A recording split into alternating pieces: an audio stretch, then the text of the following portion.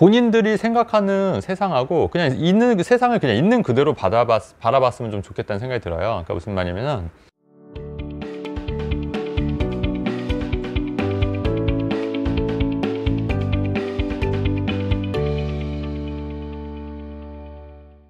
네, 안녕하세요 여러분. 오늘은 집값을 잡을 수 있는 핵심적인 두 가지 방법에 대해서 좀 얘기를 하려고 하는데, 파리 대책인가요? 그때 아마 부동산 처음 대책이었던 것 같은데, 김현미 국토부 장관이 나와서 뭐 투기와의 전쟁을 벌이겠다 뭐 이런 식으로 얘기를 하면서 그때 양도세 중과를 이제 처음 시행을 했었던 것 같아요. 양도세 중과를 하면 예전에 그 노무현 대통령 때도 매물 잠금 현상이 있어서 오히려 집값이 더 올랐던 경험도 생각나고, 양도세 중과를 하게 되면 집값이 잡힐 거라는 생각을 하지만 사람은 누구나 손해보기를 싫어하거든요. 그래서 매물은 없고 매수자들이 많고 또 실거주하려고 하는 사람들이 많이 있다 보니까 가격이 이제 점차 올라갈 수밖에 없는 거죠. 그래서 집값을 잡기 위해서는 사실은 양도세 중과를 폐지를 해야 돼요.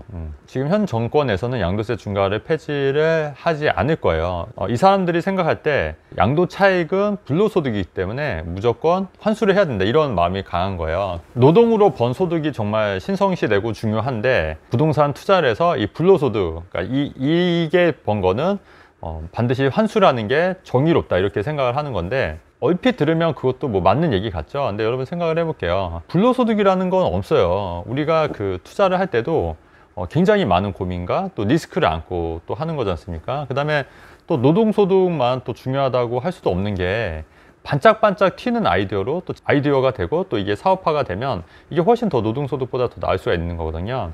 사실 혁신만큼 더 중요한 건 없어요. 스티브 잡스의 아이폰이라든가 그 주커버그의 페이스북처럼 아주 창의적인 그런 아이디어로 사업 모델을 만들고 이렇게 노동력보다도 훨씬 더 많은 부가가치를 창출하지 않습니까? 근데 단순히 노동소득만 제일로 생각하는 거는 굉장히 시대에 뒤떨어진 생각인데도 불구하고 아직도 그런 생각을 갖고 있는 게 일단 문제고, 그 양도세를 무조건 환수해야 된다고 생각을 하지만 정말 잘못된 생각인 게, 우리가 양도세 같은 경우에도 빈번한 매매를 통해서 세금을 더 걷는 게 세금적인 측면에서 더 유리할 수가 있는 게, 여러분 그 양도소득세는 팔았을 때 그 국가적인 측면에서 받을 수 없잖아요. 근데 사실 거래가 빈번하게 일어나게 되면 오히려 그 양도세 중과를 안 해서 거래가 빈번하게 일어나면 오히려 거래가 더 많아지기 때문에 사실 그 양도소득세도 더 많이 거칠 수가 있는 거예요. 빈번하게 더 거래가 되기 때문에.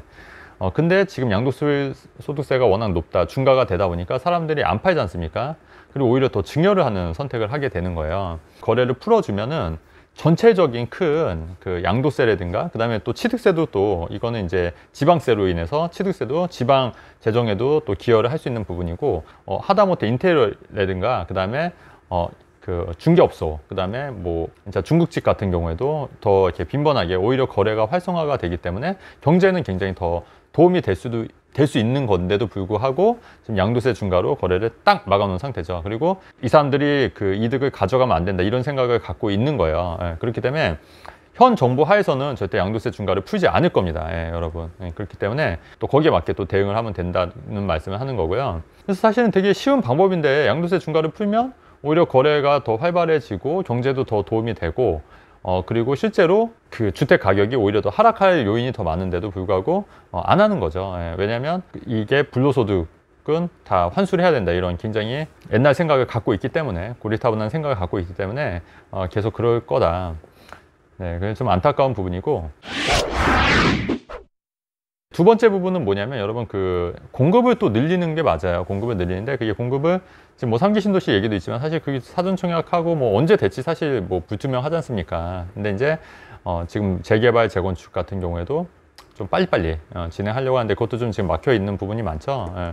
예전에 그 이명박 대통령이 그 보금자리 주택 정책은 제가 돌이켜 봤을 때는 집값 안정에 어마어마한 기여를 했던 것 같아요. 왜냐하면 그게 이제 훼손된 그린벨트를 풀어서 보금자리 주택을 해서 강남권에 세곡이나 내곡동, 하남 미사처럼 강남권에 굉장히 대규모로 택지를 개발해서 아주 저렴한 가격에 공급을 했는데, 물론 이제 그거를 이제 열매를 따먹은 사람들이 최초 분양받은 사람들이긴 해요. 그렇긴 하지만 어쨌든 그게 이제 굉장히 강남권 집값 안정에 또 기여를 했고, 이제 물론 2008년 금융위기가 있었긴 했지만 또 외부 충격과 같이 맞물려서 집값이 안정된 부분도 있었지만, 보금자리 주택 정책은 굉장히 지금 돌이켜 보니까 집값 안정에 굉장히 많은 기여를 했다고 좀 그렇게 생각이 됩니다. 근데 지금 보면 정부에서는 뭐 재개발, 재건축도 지금 좀 막혀 있는 상황이고, 또 공급 같은 경우에도 상기 신도시 얘기를 하고 있지만은 그것도 뭐 쉽지 않을 거라는 생각이 들어요. 그래서 결론적으로 집값을 잡기 위해서는 양도세 중과를 폐지를 하고 공급을 늘려야 한다. 어떻게든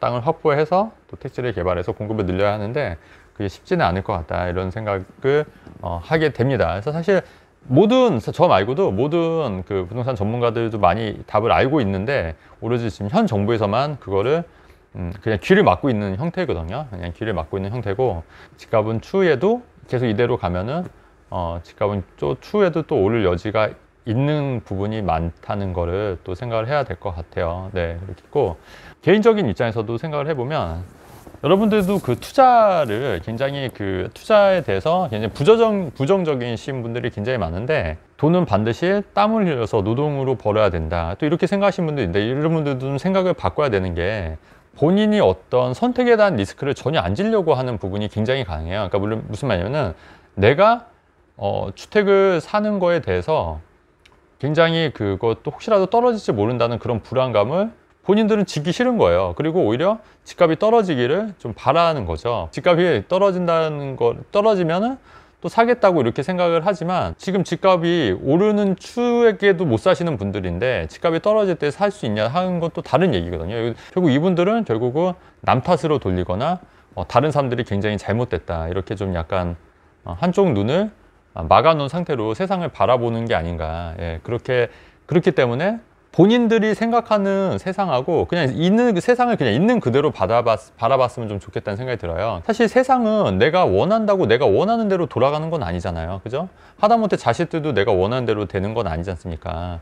그러면 그거를 그냥 있는 그대로 받아들이고, 그 있는 그대로 받아들인 상황에서 내가 어떻게 해야지, 어떻게 행동해야지 현명한 선택을 할 수 있는가, 이거를 고민하는 게 더 현명한 건데, 뭐 나는 다 맞고 모든 세상이 다 잘못됐다, 그렇기 때문에 집값은 떨어져야 되고 그게 정의로운 세상이다, 네, 이렇게 생각하는 거는 굉장히 위험한 생각이라는 건데도 불구하고 많은 사람들이 아직도 좀 그런 생각들을 갖고 있는 게 좀 안타까운 현실이지 않나, 네, 좀 그런 생각을 하고요.